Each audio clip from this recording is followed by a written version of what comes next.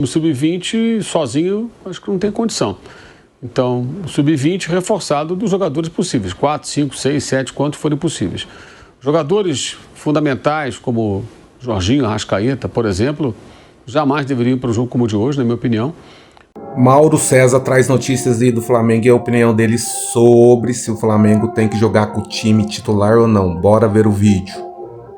Eu acho que a situação na qual o Flamengo se encontra, o ideal é utilizar os jogadores possíveis do time profissional, aqueles que estiverem com melhores condições, embora o período de treinamento seja muito curto, né? Para não deixar um time tão exposto. O time sub-20 sozinho, acho que não tem condição. Então, o sub-20 reforçado dos jogadores possíveis, 4, 5, 6, 7, quantos forem possíveis.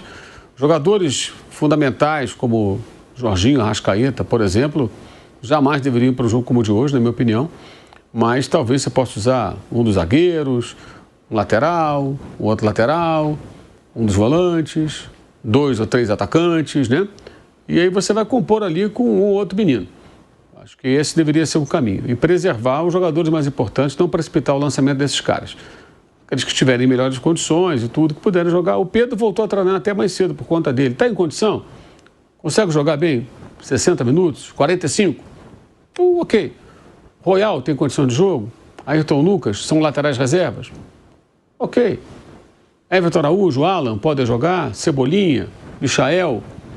Acho que é isso, analisar cada caso. Agora, alguns jogadores eu nem pensaria em colocar nesse jogo, mas nem pensar. Jorginho, Arrascaeta, por exemplo, um por ser um veterano, um jogador fundamental, o outro até pelo histórico, não só pela qualidade e importância dele, pelo histórico dele de lesões que já teve, que conseguiu até minimizar no ano passado, não sofreu tanto com isso, pelo contrário.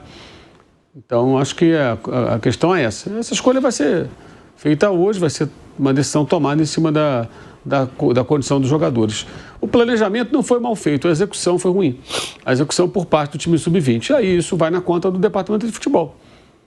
E se o BAP foi numa reunião, obviamente não foi lá para falar sobre a série que ele está vendo, desejar feliz ano novo, né? Já passou. Ele foi lá para conversar e colocar claramente para o departamento de futebol. Gente, vocês fizeram o planejamento, a situação agora está complicada, tem que encontrar uma solução. Porque não dá para... É muito simplista pensar, abandona o Carioca assim, vai disputar o torneio da morte. E aí você é obrigado a colocar os jogadores, tem que evitar o torneio da morte. Se não tiver jeito, vai ter que jogar. Mas tem que fazer algum esforço para evitar, porque senão são mais 6 jogos. Você sai do Carioca e tu joga 6 partidas. Obrigatoriamente. Mas se fizer 2, 3 jogos vencendo, já escapa do risco do rebaixamento. Sim, mas vai ter que fazer no mínimo 2, 3 jogos. E esses jogos vão ser em meio aos jogos do Brasileiro. Põe um time reserva. Os reservas têm que ser preparados para o jogo do time principal. Vão para o banco. Alguns eventualmente terão que ser escalados por uma razão ou por outra. Atrapalharia muito. Tem que tentar chegar em 4º lugar. Tentar ganhar um dos clássicos e empatar o outro, ganhar do Sampaio Corrêa. Fazer 7 pontos. Ou empatar os 2 clássicos, ganhar do Sampaio Corrêa. Fazer 5 pontos com 1, 6. De repente, com isso, consegue se classificar.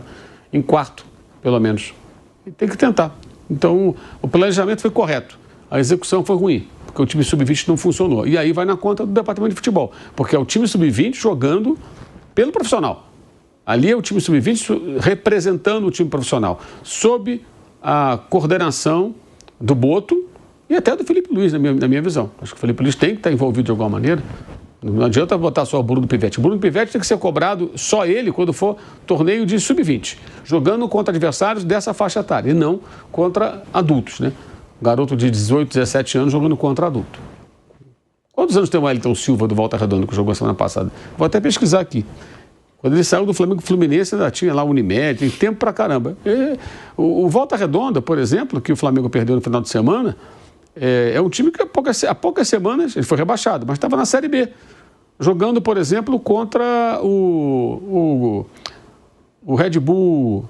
O Red Bull, não. Contra o Novo Horizontino, que ontem goleou o Palmeiras. Com 37 anos. Faz 38 em março. Você vê, 38 em março. Esse cara já era jogador profissional e tinha jogador do Flamengo que estava nascendo. Era bebê, nem tinha nascido. O Ryan, como é que é? O Volta Redonda moda, não vamos esquecer, estava jogando a Série B do Brasileiro, caiu para C. Caiu para C agora, estou dizendo. Jogou contra os 4 que subiram, o Remo, o Atlético, o Chapecoense, e de volta. O Coritiba, e de volta. Jogou contra esse Novo Horizontino que ontem goleou o Palmeiras. Esse time estava enfrentando essas equipes, aí vai botar contra o time de garotos, cara. Tem que ser uma preparação muito específica e não foi, a coisa não funcionou. E aí a culpa não é só do Pivete, de todo mundo, do departamento de futebol. Pelo que sei, foi mais ou menos essa a missão do BAP, falar para eles, olha, vocês fizeram o planejamento, vocês têm que encontrar uma solução. Vai colocar os garotos? Se perder, isso é prejuízo para a imagem do clube, a instituição, né? Então tem toda a parte científica e tudo, que é importantíssima, mas você está no meio de um problema. Se o time sub-20 tivesse feito, pelo menos, sei lá, ganhasse da Portuguesa, empatasse com o Bangu e perdesse Volta Redonda, teria 4 pontos. Estaria na liderança. Olha só. E teve chance de ganhar da Portuguesa. O Wallace Ian, que foi vendido ao Red Bull Bragantino, perdeu 2 gols incríveis no primeiro tempo, contra o Bangu, falhas imperdoáveis na primeira etapa, de bolas perdidas, assim, erros crassos, gerados os gols do Bangu. Enfim, dava para conseguir coisa melhor. Então, o planejamento, ok, execução ruim. Se a execução fosse boa, esse time teria pontuado. Não estaríamos falando sobre isso. Eu vou falar a verdade pra vocês. Eu acho que o Flamengo devia jogar com o titular, porque depois, se perder, vai ter que jogar 6 jogos, depois vai complicar pro brasileiro. Vai começar o brasileiro, aí fica complicado, né?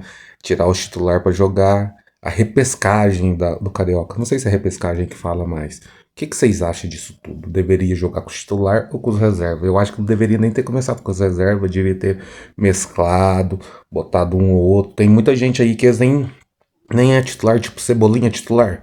Não é, botava o Cebolinha pra jogar. Botava o goleiro. O goleiro não precisa ser reserva. Ou podia ter posto o goleiro titular pra jogar.